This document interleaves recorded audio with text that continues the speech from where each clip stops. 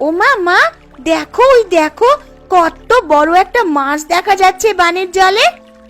আরে তাই তো রে, এমন বড় মাছ তো আমি আগে কখনো দেখিনি। এটা কি মাছ গো পিসি? দেখে তো মনে হচ্ছে বিশাল একটা কাতলা মাছ হবে এটা।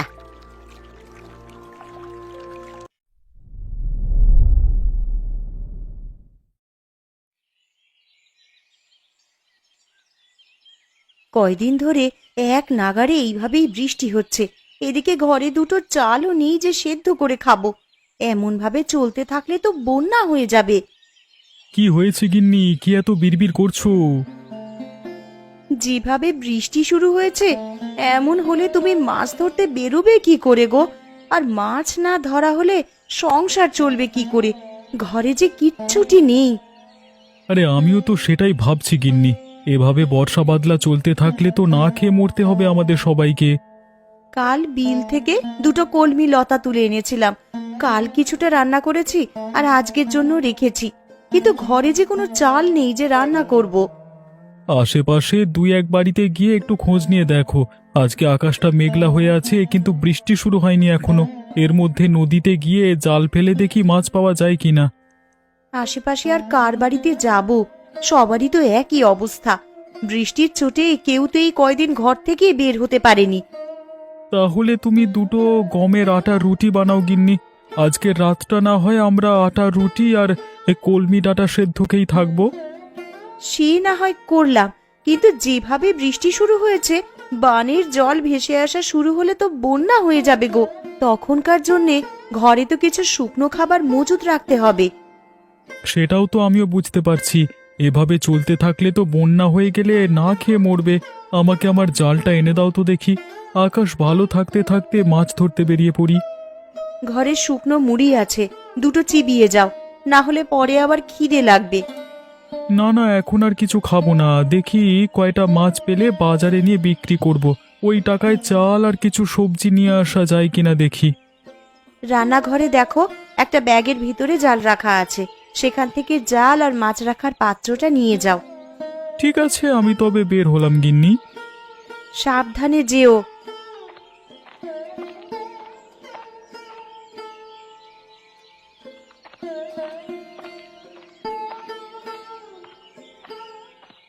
হায় হায় হায় হায়, কি হলো আমার?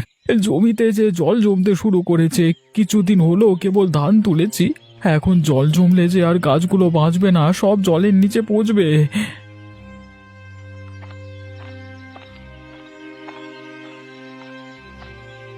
কিরে গোপাল, কি হয়েছে তোর?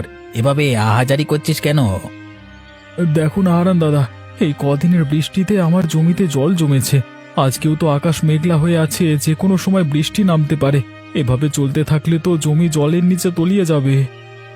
আমিও তো আমার জমি দেখে এলাম, আমার জমিতেও তো জল জমছে রে গোপাল। বুঝতে পারছি না কি করব। এমনিতেই বৃষ্টির জন্য মানুষের আয় রোজগারের পথ বন্ধ হয়ে আছে কদিন ধরে।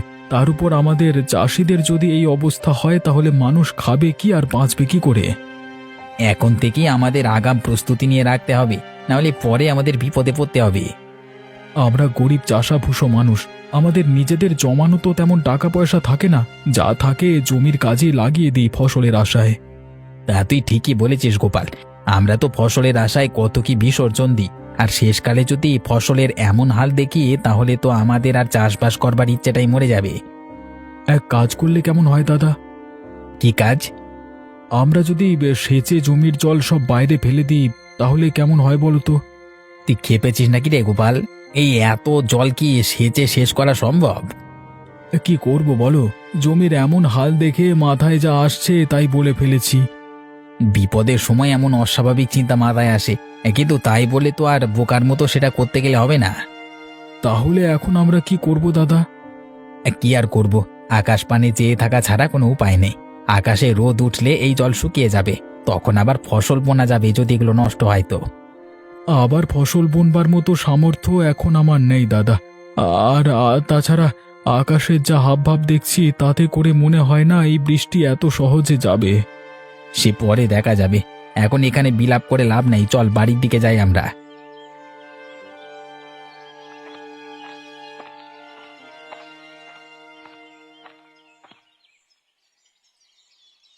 একটু সুযোগ পেলেই হলো, এই মেয়ে কাদামাটি নিয়ে খেলতে বসে যাবে।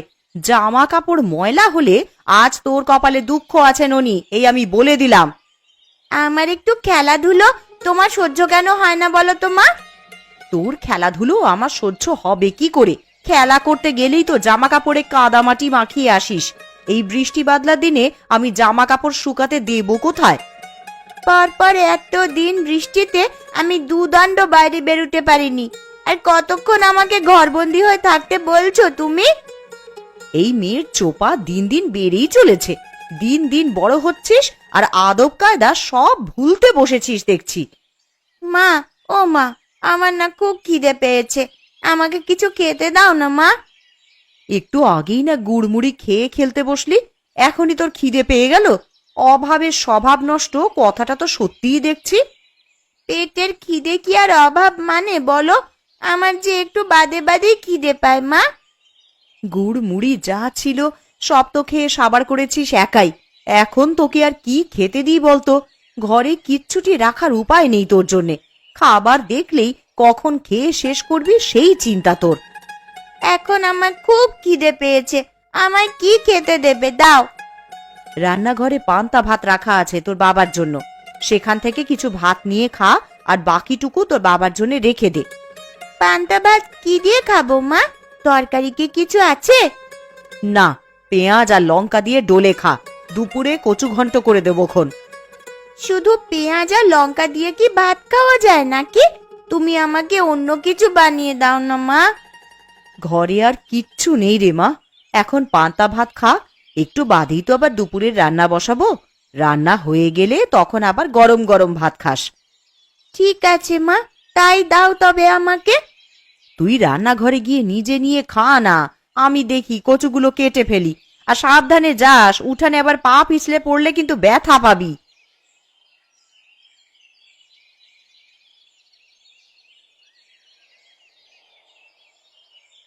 লোকটাকে সেই কখন থেকে খেতে ডেকে এসেছি, এখনো আসার নাম নেই। আর এইদিকে যে খাবারগুলো সব ঠান্ডা হয়ে যাচ্ছে। কই গো, সকালের খাবার খাওয়া লাগবে না নাকি তোমার? একটু খাজনার কাগজপত্র নিয়ে বসেছিলাম কিন্নি, ভেবেছিলাম হাতের কাজটা শেষ করে তবে খাবো। তা তোমার জ্বালায় কি আর হলো? আবার ঠান্ডা হলে তো আবার বলবে ঠান্ডা খাবার খাবো না। তোমাকে নিয়ে আমার হয়েছে যত জ্বালা। আমার কাজ না মিটিয়ে সেখান থেকে উঠতে ভালো লাগে না। আরে জানোই তো টাকা পয়সার হিসাব কিতাব। হয়েছে, খাবারের সময় খাওয়া আর কাজের সময় কাজ। এত টাকা টাকা করছো, মরে গেলে এই টাকা খাবে কে শুনি? আমার টাকা আমি খেয়েই মরবো, কাউকে আমার টাকার ভাগ দেব না আমি। হয়েছে বাপু, হয়েছে।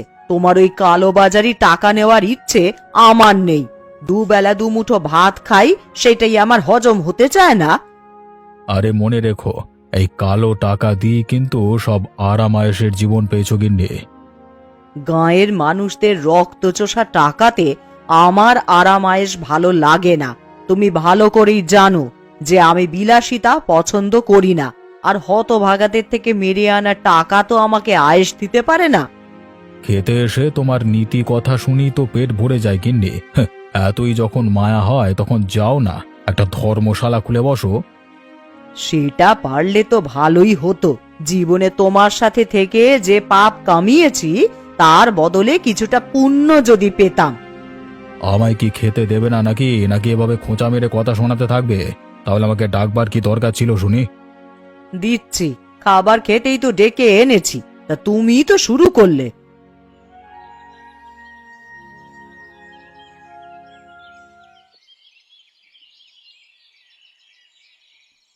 ননি, ও ননি, একবার এদিকে আয় তো মা।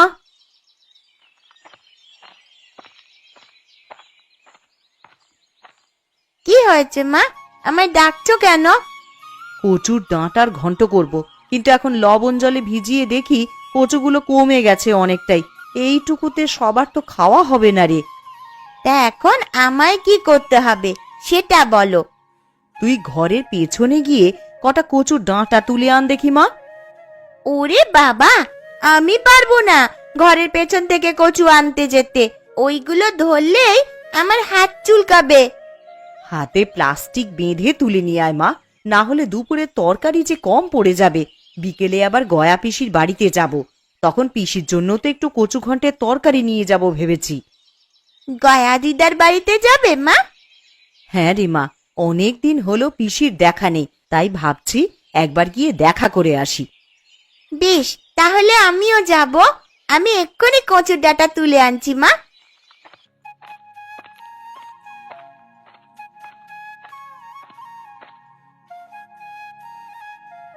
জয়াদি, ও জয়াদি, রান্না বসিয়ে দিয়েছো দেখছি।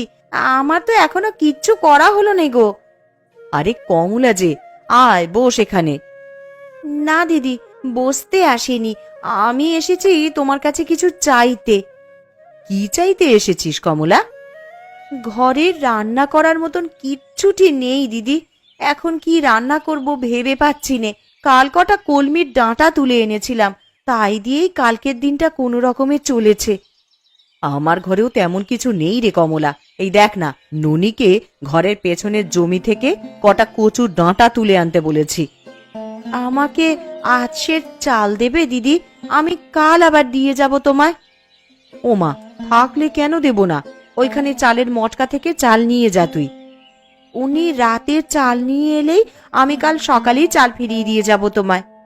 সেসব নিয়ে তোকে ভাবতে হবে না, এখন চাল নিয়ে গিয়ে রান্না বসা যা, না হলে ঠাকুরপো বাড়ি এলে কি খেতে দিবি? ঠিক আছে দিদি।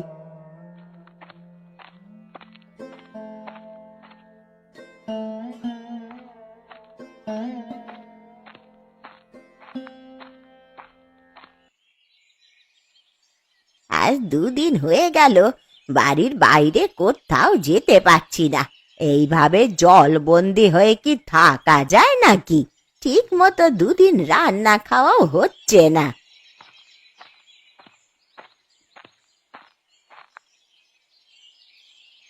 এ কি গো পিসি, তোমার বাড়িতে যে বানের জল উঠেছে, সারা উঠোন তো জলে ভরে গেছে গো। এই জন্যই বুঝি দিদার দেখা নেই আজ কদিন ধরে। ওরে, তোরা আস্তে আস্তে আয় এদিকে, দেখে শুনে পা ফেলিস, আবার উঠানে পা পিছলে জলে পড়ে যাস নে তোরা। তা এইভাবে জলবন্দি হয়ে আছো, আমাদের একটা খবর দিলেও তো পারতে পিসি। খবর দেব কি করে লছুরি? দেখতে পাচ্ছিস নে জলে আমার উঠোন একেবারে ডুবে আছে। এই হাঁটু জলে নেমে আমি এখন তোদের খবর দিতে যাব? খবর না দিলে আমরা কিছুই জানতে পারবো না তো। এখন তোমার জন্যে কচু ঘন্ট নিয়ে এলাম বলেই না দেখতে পেলাম, না হলে তো আমরা জানতেও পারতাম না দিদা।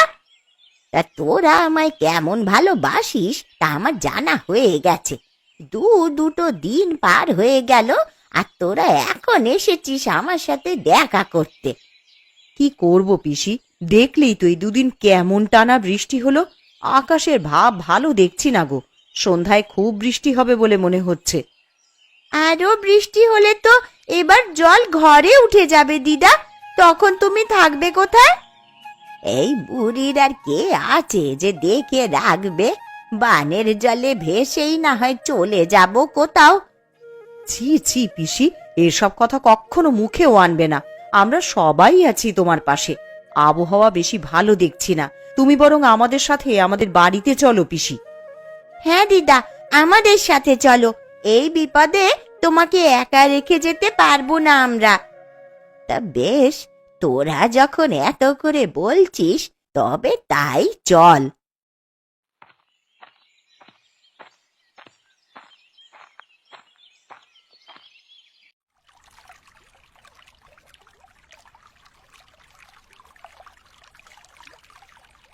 ভাগ্যিস কিছু শুকনো খাবার এনেছিলে, না হলে তো আমাদের দুর্ভোগের শেষ ছিল না। যেভাবে বানের জল হুট করে বাড়িতে প্রবেশ করা শুরু করলো, খাবারের জন্য কোথায় যে যেতাম পরে। জল বেড়ে যাচ্ছে দেখি তো দরকারি জিনিসপত্র নিয়ে বাড়ির চালায় উঠে এলাম, না হলে আর উঁচু জায়গা পেতাম না। কলা গাছের ভেলা বানিয়ে রেখেছি, যে কোনো দরকার হলে এই ভেলায় ভেসে বেরোনো যায়। কিন্তু যেইভাবে চারপাশে বানের জল বাড়ছে, আমার যে বড্ড ভয় হচ্ছে গো। জল বেশি হলে তখন যাব কোথায় আমরা? ও তুমি চিন্তা করো না গিন্নি, একটা না একটা উপায় ঠিক হবে। আমি একটু বেরোবো। হ্যাঁ, তুমি আবার এখন কোথায় যাবে শুনি? হারান দাদা গোপাল দাদাদের কি অবস্থা, তারা কোথায় আশ্রয় নিয়েছে এসব একটু দেখে আসতে হবে তো। তুমি চলে গেলে আমি একা একা কি করব এখানে? জল যদি বেড়ে যায় তাহলে আমি একা হাতে কিভাবে কি করব? ওসব নিয়ে চিন্তা করো না গিন্নি, কলা গাছের ভেলা তো একটা বানাইনি। মানে আমি আগে থেকেই আর একটা ভেলা বানিয়ে রেখেছি।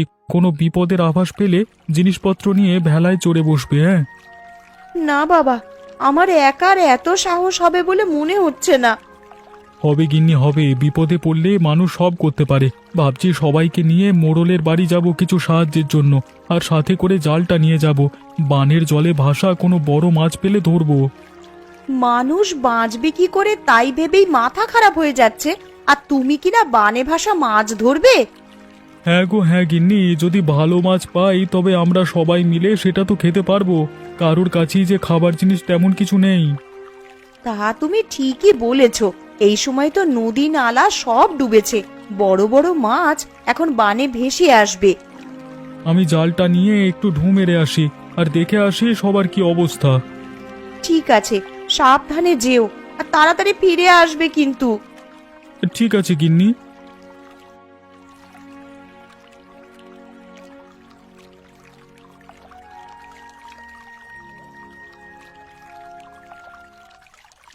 একদিনের মধ্যেই কত জল উঠে গেছে।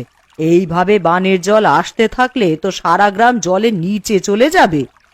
আরে ওসব নিয়ে তুমি চিন্তা করো না গিন্নি, সারা গ্রাম জলের নিচে তলিয়ে গেলেও আমাদের বাড়িটা উঁচু আছে, আমরা এখানে নিরাপদে থাকতে পারবো। তুমি কেমন মোড়ল বলো তো?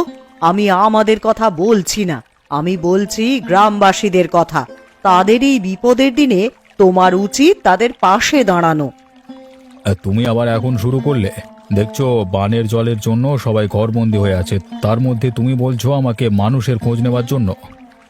সব সময় নিজেরটাই বুঝলে তুমি। তোমাকে যে কে মোড়ল বানিয়েছিল?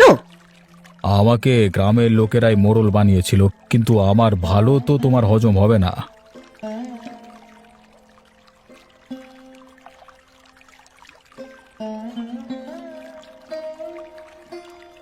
মোড়ল মশাই বাড়িতে আছেন নাকি? একবার বাইরে আসুন তো, আমরা সবাই আপনার সাথে কিছু পরামর্শের জন্য এসেছি। আমি দোতলার ওপরে এখানে, গোপাল তোমরা ওপরে তাকাও। আপনি আমাদেরকে একটু সাহায্য করুন না বাবু, না হলে তো সবাই না খেয়ে মারা পড়বো। কি সাহায্য করবো আমি তোমাদের? আপনার কোষাগার থেকে যদি আমাদের কিছু চাল এবং আঠা দিয়ে সাহায্য করতেন তবে সবাই পেটের খিদে নিবারণ করতে পারতাম। আমার কোষাগারে যা খাদ্যশস্য জমানো আছে সেগুলো তো আমার ব্যবহারের জন্য জমানো আছে, সেখান থেকে তোদের দিলে আমি চলবো কি করে? কিন্তু আমরা যে সবাই খুব দুর্দশার মধ্যে দিয়ে যাচ্ছি বাবু। আমার ঘরে চাল নেই, তরকারি নেই, শুকনো মুড়ি চিবিয়ে দিন কাটাচ্ছি। ওই ঢের ভালো তোদের জন্য, আমি সেভাবে কিছু দিতে পারবো না তোদের, নিজেরটা নিজেরাই জোগাড় করে নে। ঠিক আছে বাবু, আমরা তাহলে আসি এখন।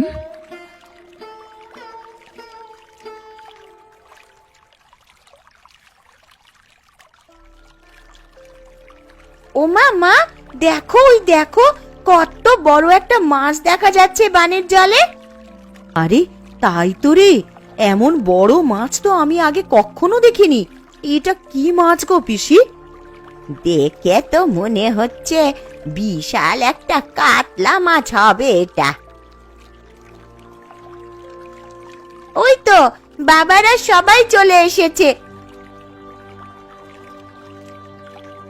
বাবা জানো, এই বানের জলে বড় একটা কাতলা মাছ ভাসতে দেখা যাচ্ছে। কি গো, কোনো সাহায্য পেলে মোড়লের কাছে? না গো গিন্নি, মোড়ল আমাদের কোনো সাহায্য করতে রাজি হলো না। এখন এই বিপদের দিনে আমরা যে কি করব? ঘরে যা ছিল সব তো প্রায় ফুরাবার পথে। এগুলো ফুরিয়ে গেলে খাবো কি আমরা তখন? তোরা মাছ ধরা শুরু কর। বড় কাতলা মাছ দেখা যাচ্ছে বানের জলে, ধরতে পারলে বিক্রি করে অনেক টাকা পাওয়া যাবে। তা তুমি মন্দ বলনি পিসি। ওই যে বাবা, দেখো কত বড় একটা মাছ। এমন মাছ আমি জীবনেও কখনো দেখিনি। তুই দেখবি কি রে? আমরাও যে এমন বড় মাছ আগে কখনো দেখিনি। এই মাছ আমাদেরকে ধরতেই হবে, যে যা পারো তাই নিয়েই চলো। আমরা মাছটা ধরবার চেষ্টা করি, আর আমার কাছে জাল আছে। তবে চলো মাছটার পিছু করি।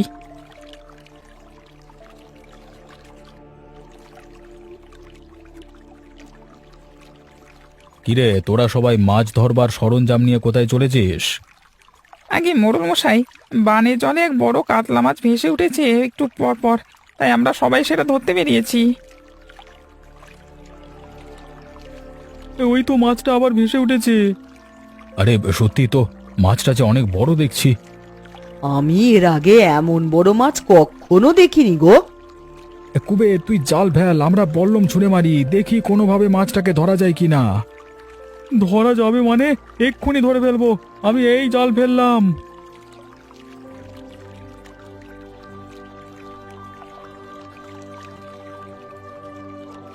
দাদা, আমাকে সাহায্য করো তোমরা, একা হাতে আমি বড় মাছ তুলতে পারবো না। মাছটা জালে আটকা পড়ে লাফালাফি করছে। হ্যাঁ হ্যাঁ, আমরা সাহায্য করছি তোকে। মাছটা তো অনেক বড় রে কুবের, এটা নিয়ে শহরের মুখে হাটে বিক্রি করে আয়, অনেক দাম পাবি তাহলে। না না, এই মাছ আমি বিক্রি করব না বাবু। এই মাছে সবার অধিকার আছে, সবাই এই মাছ দেখেছে, আমি একা এটা করতে পারবো না, তাই আমি এটা ভাগ করে নেব সবার সাথে। মোড়ল মশাইকেও তার ভাগেরটা আমরা এখানেই দিয়ে যাব। দেখলে দেখলে তো ওরা কেমন ভালো মানুষ। বানে ভেসে আসা একটা বড় কাতলা ধরে ওরা সেটা তোমাকে ভাগ দিতে চাইছে, আর তুমি কি না ওদের একটু সাহায্য করতে চাওনি। আমি আমার ভুল বুঝতে পেরেছি, আসলে একা একা কোনো কিছু ভোগের শান্তি নেই। কথায় আছে, ভোগে নয় ত্যাগই প্রকৃত সুখ। তোরা যাবার পথে আবার কোষাগার থেকে চাল ডাল যা লাগে নিয়ে যা। তাহলে তো আজকে বানে ভাসা বড় কাতলা মাছ দিয়ে মহাভোজ হবে সবার। তোরা বাড়ি গিয়ে সবাইকে আমার এখানে নিয়ে আয়, এই বিপদে আমরা সবাই একসাথে আমার বাড়ির দোতলায় থাকবো। ঠিক আছে বাবু, আমরা তাহলে বাড়ি গিয়ে সবাইকে নিয়ে আসি। মাছটা আপনার বাড়িতে রেখে যাই, এসে না হয় রান্না বান্নার আয়োজন করা যাবে। হ্যাঁ।